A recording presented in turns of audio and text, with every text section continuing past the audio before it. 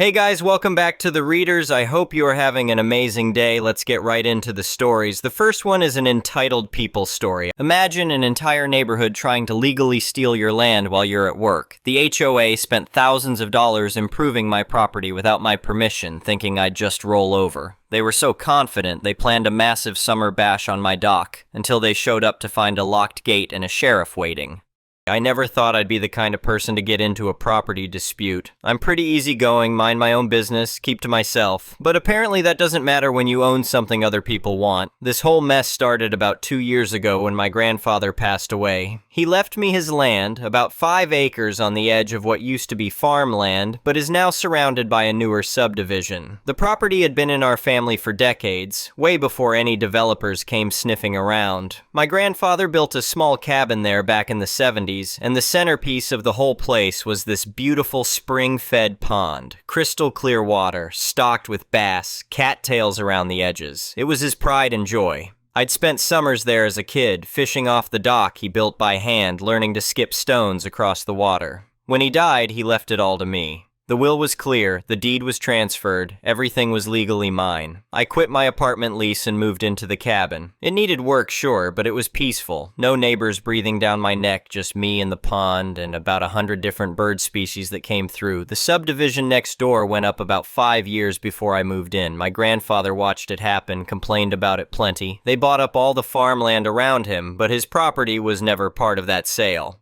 Never. The developers tried to buy him out twice, offered decent money, but he refused both times. Said he'd die before he sold, and he did. The subdivision called itself something fancy with oak and ridge in the name. One of those developments where every house looks the same and costs about 3 times what it should. I knew there was an HOA over there, but I figured it was none of my business. My land wasn't part of their development, never had been, never would be. The deed was clear. The property lines were marked. I had my survey from when the estate was settled. Everything was documented. For the first few months, everything was fine. I renovated the cabin, replaced some boards on the dock, cleared out some brush. I'd see people from the subdivision walking their dogs on the road sometimes, and we'd wave. Normal neighbor stuff. Nobody bothered me, I didn't bother them.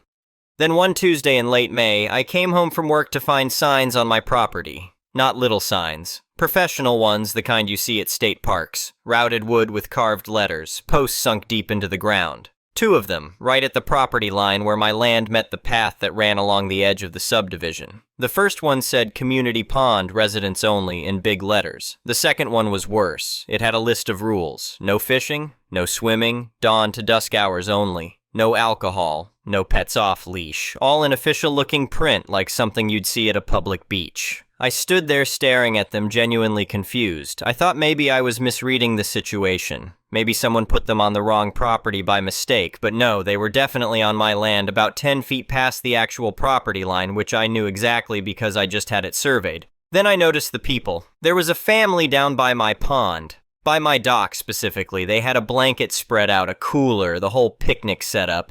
The kids were throwing rocks into the water, scaring off the fish. The parents were just sitting there like they owned the place. I walked down there, trying to be polite.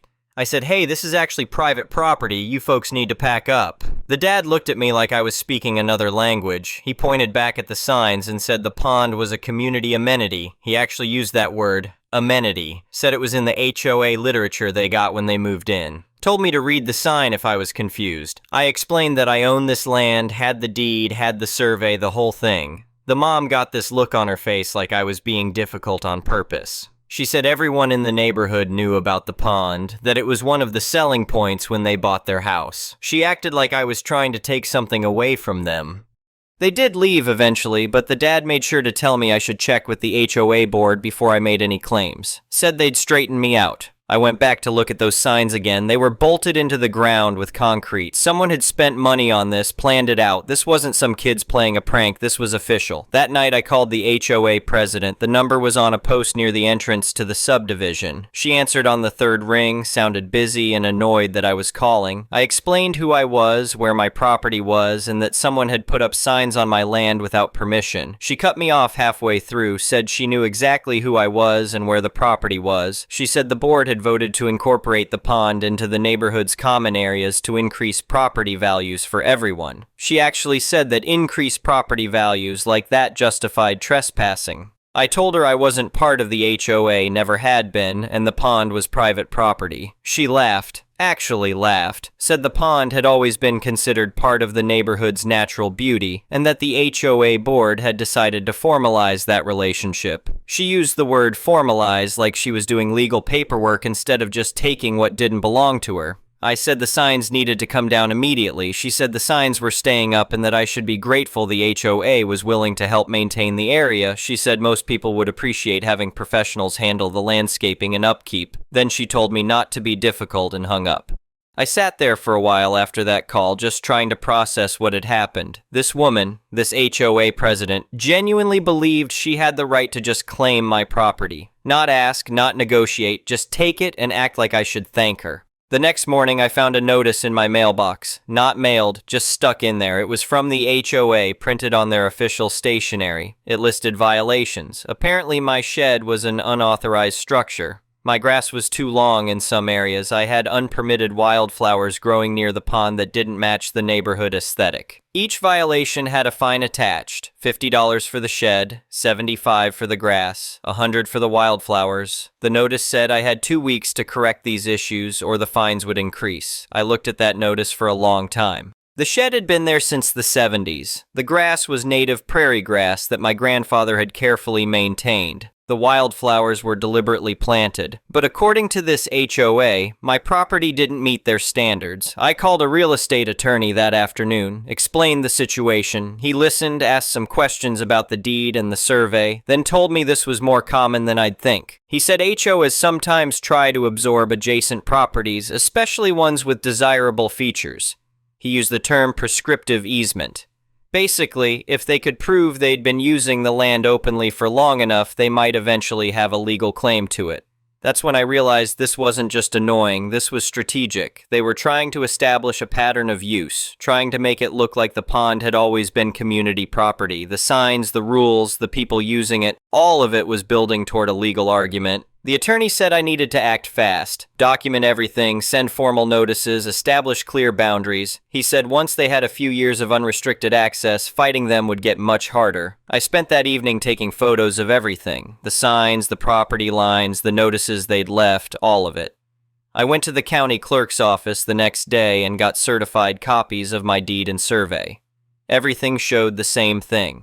My property, my pond, never part of the development. But the HOA didn't care about that. The following week, I came home to find a landscaping crew on my property. They had industrial mowers and were cutting down the wildflowers, just mowing them flat. I ran out there yelling at them to stop, and the crew chief showed me a work order from the HOA. Said they'd been hired to clean up the community pond area. I told them this was private property and they needed to leave immediately. The crew chief looked uncomfortable, said he didn't want any trouble, but he had a signed contract. I showed him my deed on my phone, the property lines, everything. He agreed to leave, but said I needed to work it out with the HOA because they'd already paid half up front.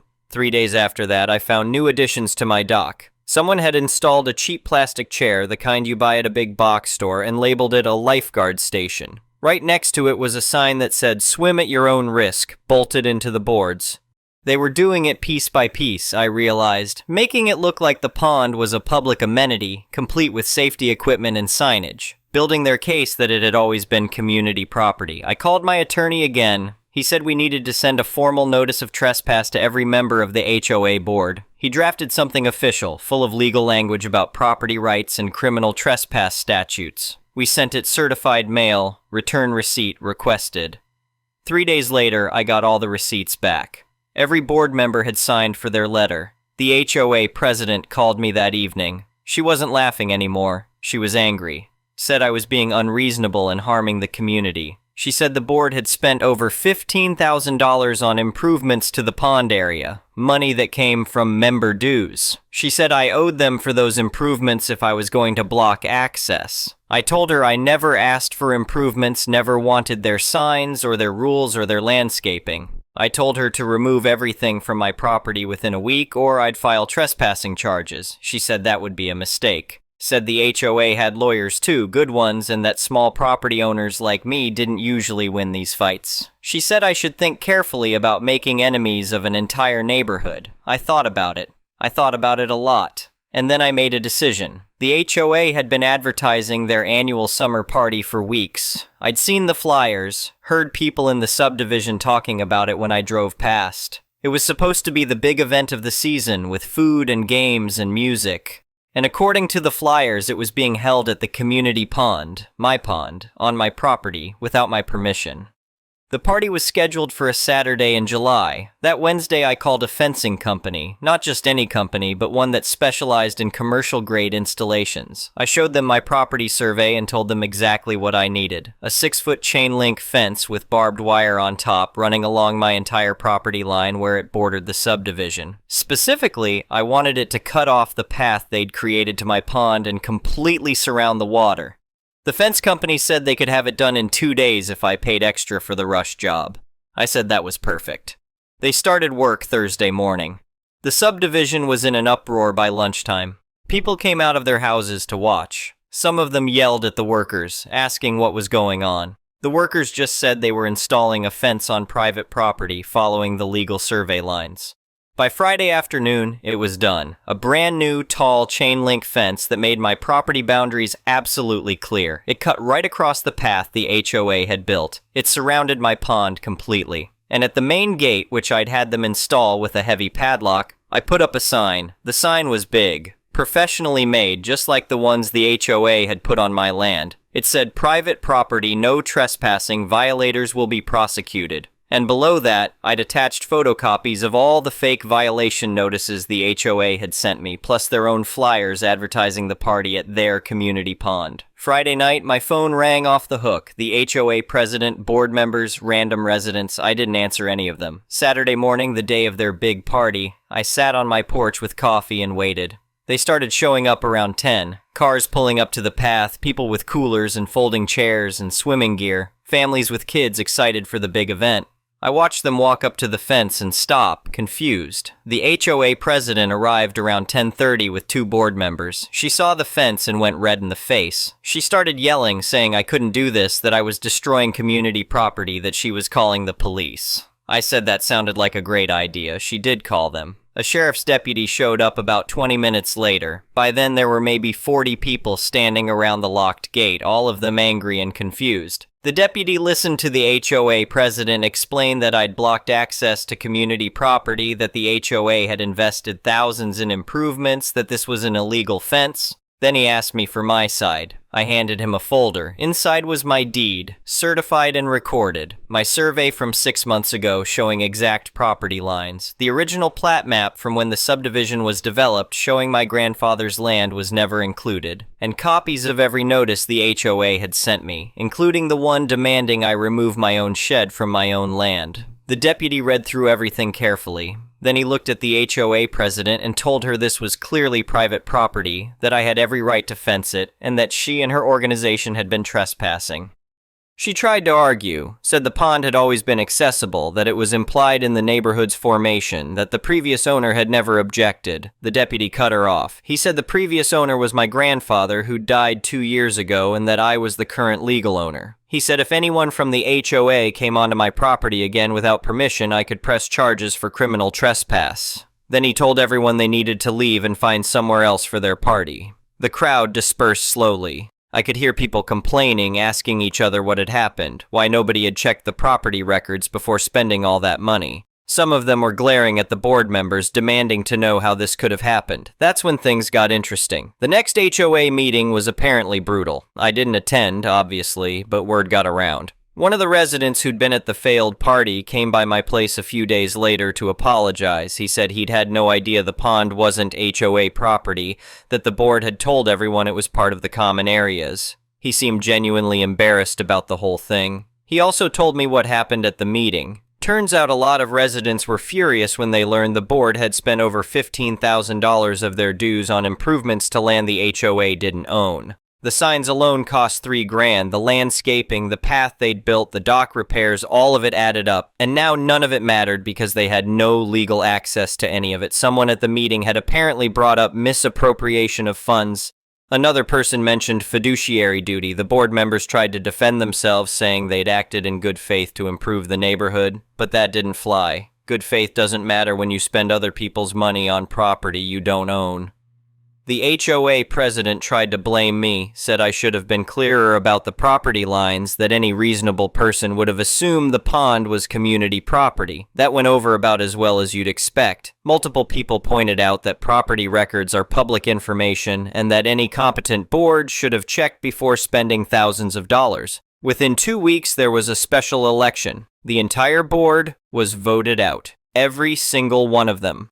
The HOA president went from running the show to being just another resident, and from what I heard, she wasn't taking it well. She'd been on that board for 6 years, loved the authority, loved being in charge. Now she was just the person who'd wasted everyone's money on a vanity project that didn't even belong to them. But it got better. The new board, trying to clean up the mess, sent me a formal letter. Not a demand this time, an actual polite letter. They apologized for the previous board's actions and asked if I'd be willing to discuss terms for removing the signs and other installations from my property. They said they understood it was my land and my decision, but they'd appreciate it if they didn't have to look at their wasted money every time they drove past. I thought about making them pay for removal. I thought about demanding compensation for the wildflowers they'd destroyed and the trespassing. My attorney said I had a solid case for damages if I wanted to pursue it. But honestly, the fence was enough. Watching them fail, watching that board get removed, watching the whole neighborhood realize their leadership had screwed up, that was satisfying enough. I told the new board they could come remove their signs and installations, but only if they did it themselves, not hired workers. I wanted them to personally take down every piece of the nonsense they'd put up. And I wanted it done within a month. They agreed. Over the next few weeks, I'd see board members show up in work clothes to dismantle their pond project piece by piece. The signs came down, the lifeguard chair came out, they even ripped up the path they'd built, though that took them 3 full weekends to finish. The old HOA president didn't help. From what I heard, she refused to participate, said it wasn't her responsibility anymore. That didn't help her reputation in the neighborhood. People started avoiding her at community events. Her husband apparently caught a lot of grief from neighbors about the whole situation. The financial fallout continued for months. The HOA had to issue a special assessment to cover the wasted expenses. Every household in the subdivision had to pay an extra $200 to make up for the pond fiasco. You can imagine how popular that was. I heard through the neighbor who apologized to me that some people were considering suing the old board members personally for the money. Whether they actually did or not, I don't know. I stopped paying attention to their internal drama after a while. The fence stayed up, I'd paid good money for it, and it served its purpose perfectly. I added some nice touches though, got some climbing roses to grow up sections of it, made it look a little less industrial. And I kept that big sign at the gate, the one with their own flyers attached to it. Every time I looked at it, I smiled. I also added one more sign right next to the big one. It said, "This pond is private property and always has been. Please respect property rights and check public records before making assumptions." I used the same font and style as their original signs. Petty? Maybe. Satisfying? Absolutely. My relationship with the subdivision settled into a sort of peaceful standoff. The new board left me alone. The residents learned to take the long way around if they wanted to walk their dogs. Nobody complained about my shed or my grass or my wildflowers anymore. I did make one change, though. I installed a security camera pointed at the gate, not because I expected more trouble, but because I wanted a record if anyone decided to try anything. The footage got boring pretty quickly, just the occasional person walking past, usually giving the fence a long look before moving on. About 6 months after all this went down, I was out on the dock fishing. It was early morning, that perfect time right after sunrise when the bass are active. The water was perfectly still, and I could hear birds in the trees around the pond. Total silence except for nature. I caught movement out of the corner of my eye and looked up. There was a small group of people from the subdivision standing by the fence just watching. A couple of kids, their parents. They weren't doing anything wrong, just standing on the public road looking at the water. One of the kids asked his dad if they could go swimming. The dad shook his head and told him it was private property, that the pond belonged to someone else. The kid asked why they couldn't use it if it was so close, and the dad said something about how just because something's nearby doesn't mean it belongs to you. Teaching moment, I guess. They stood there for a few more minutes, then walked on. I went back to fishing. That became a regular thing. People would stop by the fence sometimes, especially in summer, and look at the water. Some seemed wistful, like they were missing out on something. Others just seemed curious. I never went over to talk to them. What would I say? It's my pond, always has been. Your HOA screwed up. They knew that already. The former HOA president moved away about a year later. I heard through the neighborhood gossip network, which reached me through the guy who'd apologized, that she couldn't handle the social fallout. She'd gone from being the person in charge to being blamed for a major financial and legal disaster. Her husband apparently got tired of the constant awkwardness with neighbors and convinced her to sell and move somewhere else. I felt a little bad about that, briefly. Then I remembered her laughing at me on the phone, telling me I should be grateful for their maintenance, refusing to take down their illegal signs. The feeling passed. The subdivision settled down after she left. The new board was more competent, or at least more cautious. They actually hired a lawyer to review their bylaws and make sure they weren't making any other assumptions about property that didn't belong to them. Smart move, probably should have done that from the start.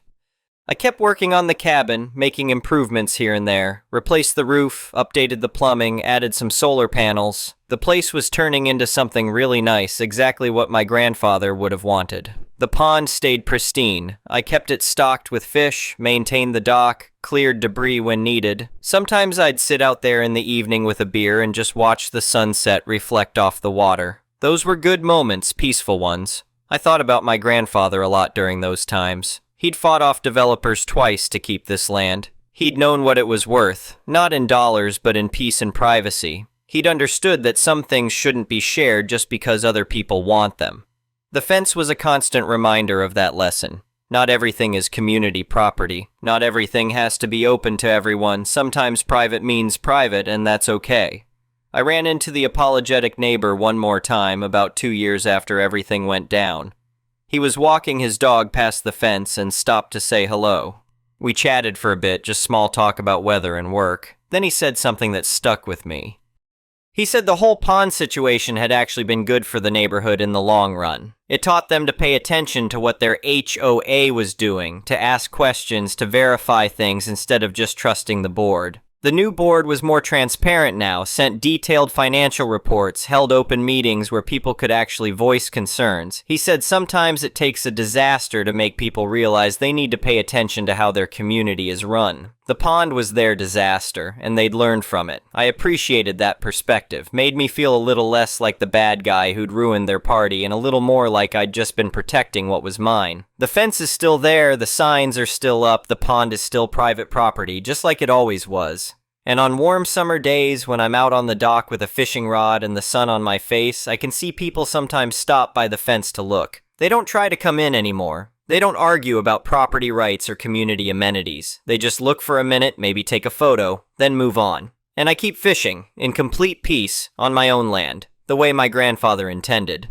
The whole experience taught me something important about boundaries. Not just property boundaries, though those matter too, but personal boundaries, the ones that say what's yours is yours and nobody else gets to decide otherwise. The HOA tried to erase those boundaries, tried to pretend they didn't exist just because it was convenient for them. The fence made sure everyone remembered they did exist, and that was worth every penny. I still have all the documentation in a fireproof safe. The deed, the survey, the certified mail receipts, the photos of their illegal signs, all of it. My attorney said I should keep it indefinitely, just in case someone tries something similar in the future. I doubt they will, but it pays to be prepared. The property taxes are affordable since I live here full-time. The subdivision tried once to get my land reassessed at a higher value, claiming the pond increased the worth of surrounding properties. The county assessor came out, looked at my land, looked at my deed showing it predated the subdivision, and told them that my property value was based on my property, not on what benefit it might give to neighbors. That was another small victory, though not as dramatic as the fence. These days, life is quiet. I go to work, come home, maintain my property, fish in my pond. The subdivision has become background noise, just another neighborhood nearby that has nothing to do with me. That's how it should be. Sometimes I wonder what would have happened if I'd just let them keep using the pond, if I'd ignored the signs, let the families have their picnics, pretended I didn't notice the slow theft of my property. Would it have been easier? Maybe in the short term, but in the long term I'd have lost the land. Not legally at first, but gradually through prescriptive easement and established use patterns. Eventually it wouldn't have been mine in any meaningful way. The fence prevented that. The confrontation prevented that. Standing up for what was mine, even when a whole neighborhood said I was wrong, that prevented it. I don't regret any of it. Not the fence, not the ruined party, not the satisfaction of watching that board get voted out. They tried to take what wasn't theirs, and they paid the price for it. And now I'm sitting here on a Wednesday evening, watching the sky turn purple over my pond, on my land, behind my fence. The bass are jumping, the cattails are swaying in the breeze, and somewhere on the other side of the fence, the subdivision is having another community event that has nothing to do with me. That's exactly how I like it. The next one is a malicious compliance story. For context, I work as a salesman in a wine store. It's not a normal wine and liquor place. It's a curated selection, meaning we pick out all the wine that we sell. This is irregular in retail. Most selections are curated by the distributor. As a result, all the employees have to really know their crap, and we are regularly asked a lot of questions and need to give detailed and honest answers. Our customer base really likes us, and new customers are either pleasantly surprised by the experience or endlessly mad we don't carry their name brand thing they like. Damn you, whispering angel. The other day, a couple came into the store at the recommendation of a friend. I will call them Asher and Blake. Asher was very excited and was super happy when we had the bottles they had taken pictures of at a party the other day. Blake, however, immediately started making comments like, "Really? That one?" or "That tasted awful, you want that?" Asher was clearly a little upset at this, but I gathered this was just a normal dynamic in their relationship as it was brushed off rather quickly. After we put those bottles aside, they tell me they are going to do a garden party since it's warm.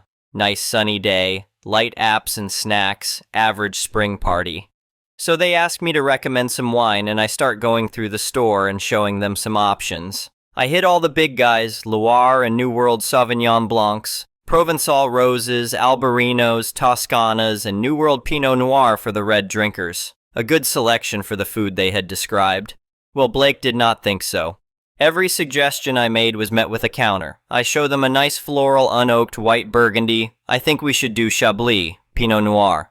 Don't you think Pinot is too heavy? Sauvignon Blanc, too sweet. Albarino, too heavy. At this point, I am at a loss. I'm running out of stuff to give Blake, so I scale up a bit, offer some fuller-bodied wines. Not great pairing to the event or the food, but not destructive. Blake is still not happy. Asher is clearly pissed at this point. They've been holding their tongue, but every denial makes their face a darker shade of red until they finally pop. Asher apologizes to me and says they are going to go with my suggestions, and tells Blake that they can pick out a bottle they want because clearly they are not willing to listen to me. I go through and put their cart together, listen to them argue a bit at the register, and then check Blake out after Asher storms out of the store. Whatever, I'm free of it. Asher is a saint for dealing with B. It's done. It was not done. The next morning when I show up, Blake is waiting for me with the 3 bottles they picked. Got 3 of the same thing. "The wine is off," Blake says, holding the bottle out like it's some sort of weird bug. I tell them that, yeah, it happens sometimes, I'll check it out. To be clear, it is rare that the wine is actually off. Most of the time, the customer just doesn't like it. It doesn't hurt us, and we want the business, so we always accept exchanges and just agree that it wasn't right. The customer has been right twice that I have seen, and I was one of the 2 customers. Compromised cork.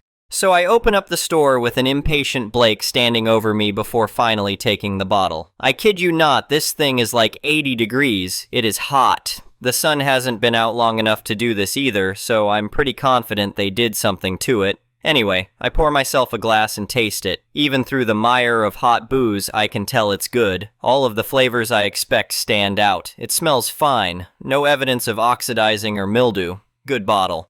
Feeling petty, I tell Blake as much, wanting them to admit that they just don't like the wine. Blake turns a bit red and says as much. Good, let's pick something else out then. "Where are your Super Tuscans?" Blake asks. I eyed up, because this is the perfect chance to duck with them. We have 2 true ones in the store. One is a very accessible price, pretty standard, Sangiovese, Cab Franc, Merlot, Syrah, really nice and medium-bodied. Wouldn't be too bad for the garden party, but still on the heavier end. The other? Expensive as hell, Syrah and Cab Franc. It is the inkiest, blackest, heaviest wine you could imagine. I love it, but I think it might kill anyone who drinks it in 80-degree weather. Well, I give Blake the heavy one. Blake, of course, is in love when I tell them about it. Big, bold flavors, heavy, crushes the flavor of whatever you eat with it. Perfect for Blake. They get 3 to replace the bottles they returned and end up spending an extra $130, even with the cost of the refunded wine deducted. Now I know I'm way more sensitive to wine and food than others are, but this was perfect. Even somebody who's demolished their palate with years of cigar smoking would be able to tell that wine is awfully paired. I'm happy knowing Blake is going to get some weird looks from their guests and a tongue lashing from Asher, and Blake is happy with the bottle of grape-based olive oil they now own. Compliance given maliciously. The next one is an entitled people story. Yesterday I got a phone call that perfectly summarizes years of entitlement. A woman I had never personally spoken to before called me and asked if she could pay 250,000 euros instead of 320,000 euros. Calmly, politely, like she was negotiating a discount. She is my grandfather's second wife. Here's the background. The house at the center of this story was not built or financed by my grandfather. It originally belonged to my great-grandparents on my grandmother's side. They built it themselves and paid for it entirely. It was a multi-family house with 3 apartments, created through decades of work. While they were alive, they made one thing very clear. They wanted the house to stay in the family. My great-grandmother lived in one of the apartments. My grandparents lived directly in the apartment above her. They were physically close. There was daily proximity. This was not a distant family arrangement. My parents divorced when I was 1 year old, but despite that, my sister and I spent a lot of time with my great-grandmother. She was the kindest person I ever knew. When she died, I was 8 years old and my sister was 15. We were old enough for real relationships to exist. Whenever my great-grandmother needed some rest, we were sent upstairs to my grandparents. But in reality, that only worked on paper. About 85% of the time, I was sent back downstairs almost immediately while my sister was placed in front of the television. We were not welcomed, just managed. The moment my great-grandmother died, my paternal grandparents cut off all contact with us, immediately. No explanation, no gradual distancing, just silence. My grandfather lived rent-free his entire adult life in that house. He never built it, he never financed it, he never passed anything forward. He cheated on my grandmother constantly, worked as a taxi driver, spent his time in a small garden outside the city, and treated his own family like an inconvenience. He hated his own son, my father. A few years before his death, after my grandmother had already passed away, my grandfather married a Ukrainian refugee who was 40 years younger than him and had 4 children. Then came his plan. He officially restructured the house from 3 apartments into 2, gifted one part to his new wife and sold the other part to her as well. The intention was obvious, to transfer the entire property to her and make sure his own son received nothing. He even re-established contact with my father for exactly one reason, to pressure him into giving up his remaining 6% share of the house. Once that was done, he disappeared again. No relationship, no reconciliation, nothing. He knew he was dying. A notary was brought to his hospital bed. He still refused to make peace with his only living son. Shortly after my grandfather died 3 years ago, my father sued his stepmother over the house. Thankfully, he had taken out legal insurance years earlier, so the case did not cost us much financially. My father died 1 year ago. What he didn't account for were his legal mistakes. Because of those mistakes, his wife cannot simply keep the house. Legally, she now has to pay out roughly half of the property's value to us. That amount is 320,000 euros. Which brings me back to yesterday. She called me. Our first real conversation ever. And she asked if she could maybe just pay 250,000 euros instead. When I didn't immediately agree, she explained that she doesn't know how she is supposed to finance this at all. She said the legal fees are growing over her head, that the lawyers alone are draining what little money she has left, and that she simply doesn't have the funds. She told me she also has to think about her children, their future, how difficult this situation is for her. And yes, I understand that this is stressful for her. I understand fear. But what I cannot understand is the entitlement behind it. Her late husband lived rent-free his entire life in a house he did not build. He broke contact with his only 2 grandchildren the moment his mother-in-law died. He deliberately tried to rewrite an inheritance to benefit his much younger wife and her children while cutting out his own only son and bloodline. And now, after all of that, the expectation seems to be that we should absorb the financial consequences of his choices because the situation has become inconvenient. I didn't create this legal mess. My family didn't either. This is the result of a man who believed he could take everything, leave nothing behind, and never be held accountable. I'm so glad he didn't get his will. This guy was such a horrible, selfish person. Here is another reason why I cannot describe my grandfather as anything other than deeply disturbed. He crossed boundaries again and again. He touched my sister inappropriately.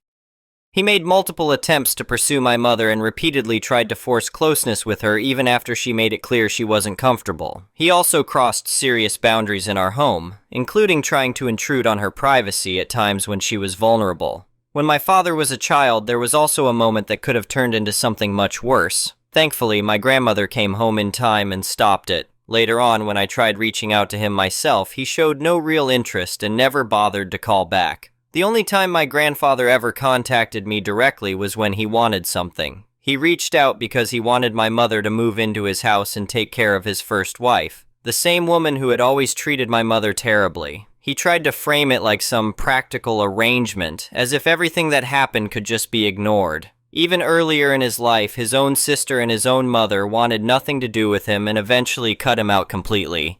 And honestly, it's not hard to understand why. Anyway, thank you for watching.